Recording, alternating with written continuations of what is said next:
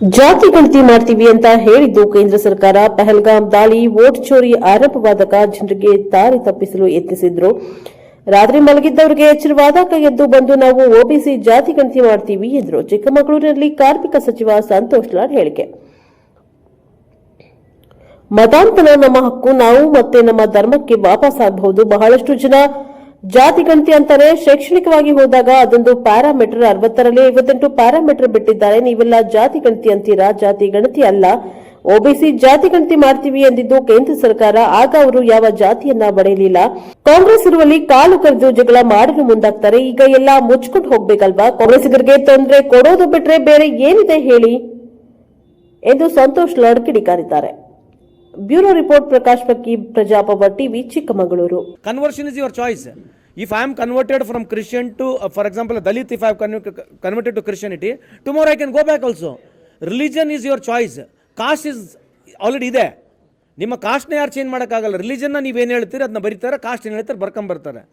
ನೀವೇ ಅದನ್ನ ಭಾಳ ಜನ ಜಾತಿ ಗಣಿತ ಹೊಂಟಿರ್ತಕ್ಕಂಥದ್ದು. ಶೈಕ್ಷಣಿಕವಾಗಿ ಹೋದಾಗ ಅದೊಂದು ಪ್ಯಾರಾಮೀಟ್ರು, ಬಟ್ ಇನ್ನು 58 ಪ್ಯಾರಾಮೀಟರ್ ಬಿಟ್ಬಿಟ್ಟಿದ್ದಾರೆ.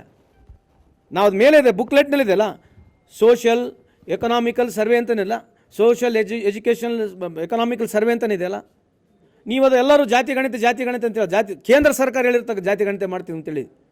ಕೇಂದ್ರ ಸರ್ಕಾರ ರಾತ್ರೋರಾತ್ರಿ ಯಾವಾಗ ಈ ಓಟ್ ಚೋರಿ ಪ್ರಾರಂಭ ಆಯ್ತಲ್ಲ, ಓಟ್ ಚೋರಿ ಪ್ರಾರಂಭ ಆದಾಗ, ಈ ಪಹಲ್ಗಾಮ್ ಅಟ್ಯಾಕ್ ಆದಾಗ ರಾತ್ರಿ ಜನಕ್ಕೆ ಡೈವರ್ಷನ್ ಆಗ್ಬೇಕು ಅನ್ನೋದಕ್ಕೆ ರಾತ್ರಿ ಅವ್ರಿಗೆ ಎಚ್ಚರ ಆಗ್ಬಿಡ್ತು. ಬಂದ್ಬಿಟ್ಟು ನಾವೀಗ OBC ಜಾತಿ ಗಣಿತ ಮಾಡ್ತೀವಿ ಅಂತ ಹೇಳಿದ್ರು. ಮೊದಲೆಲ್ಲ ಮಾಡ್ತಿಲ್ಲ ಅಂತ ಹೇಳ್ತಾ ಇದ್ರು ಕೇಂದ್ರ ಸರ್ಕಾರ. ಅವ್ರು ಬಂದು ಹೇಳಿರ್ತಕ್ಕಂಥದ್ದು ಜಾತಿ ಗಣಿತ ಮಾಡ್ತೀವಿ ಅಂತ ಹೇಳಿರ್ತಕ್ಕಂಥದ್ದು, OBC ಜಾತಿ ಗಣಿತ ಮಾಡ್ತಾ ಹೇಳಿದ್ರು ಕೇಂದ್ರ ಸರ್ಕಾರ. ಅವಾಗ ಯಾವ ಜಾತಿಗಳು ಹೊಡಿಲಿಲ್ಲ ಅವರು. ಯಾರು? ಕೇಂದ್ರ ಸರ್ಕಾರ ಆಲ್ ಓವರ್ ಇಂಡಿಯಾ ಮಾಡ್ತಿದ್ರಲ್ಲ, ಅದು ಜಾತಿ ಹೊಡ್ತಾ ಅಲ್ಲ.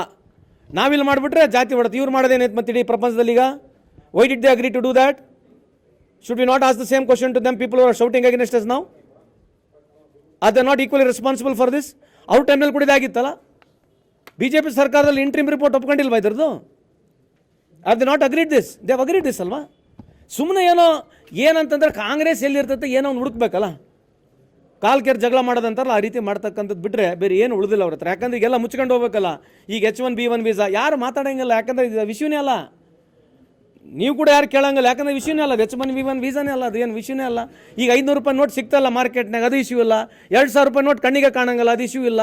ಕಾಂಗ್ರೆಸ್ ಸರ್ಕಾರ ಅಧಿಕಾರದಲ್ಲಿ ಇರ್ತದೆ, ಅವ್ರಿಗೆ ಬಂದ್ಬಿಟ್ಟು ತೊಂದರೆ ಕೊಡೋದೇ ಬಿಟ್ಟರೆ ಇನ್ನೇನು ಇಶ್ಯೂ ಇಲ್ಲ. ಈ ದೇಶದಲ್ಲಿ ಎಲ್ಲರೂ ಸುಖವಾಗಿದ್ದೀವಿ. ಎಲ್ಲರ ಮನೆಗೆ ತಟ್ಟೆ ಬಂಗಾರ ಇದ್ದಾವೆ. ಎಲ್ಲರ ಮನೆಗೆ 5 ಲಕ್ಷ ರೂಪಾಯಿ ಸಂಬಳ ದುಡಿತಾ ಇದ್ದಾರೆ. ಬಡತನ ನಿರ್ಮೂಲನೆ ಆಗ್ಬಿಟ್ಟಿದೆ. ನಾವು ಬೇರೆ ದೇಶಕ್ಕೆ ಸಾಲ ಕೊಡಂಗೆ ಆಗಿಬಿಟ್ಟಿದ್ದೀವಿ. ಅಷ್ಟು ನಾವು ಭಾಳ ಪ್ರಬುದ್ಧವಾಗಿ ಬೆಳೆದಿದ್ದೀವಿ. ಎಲ್ಲರೂ ಅತಿ ಇಂಟೆಲಿಜೆಂಟ್ ಇದ್ದಾರೆ. ಎಲ್ಲರೂ ಭಾರಿ ಬುದ್ಧಿವಂತರಾಗಿ ಈ ದೇಶದಲ್ಲಿ ನಾವು ಪ್ರೋಗ್ರೆಸಿವ್ ಆಗಿದ್ದೀವಿ. ಇಷ್ಟೇ ಇರೋದು.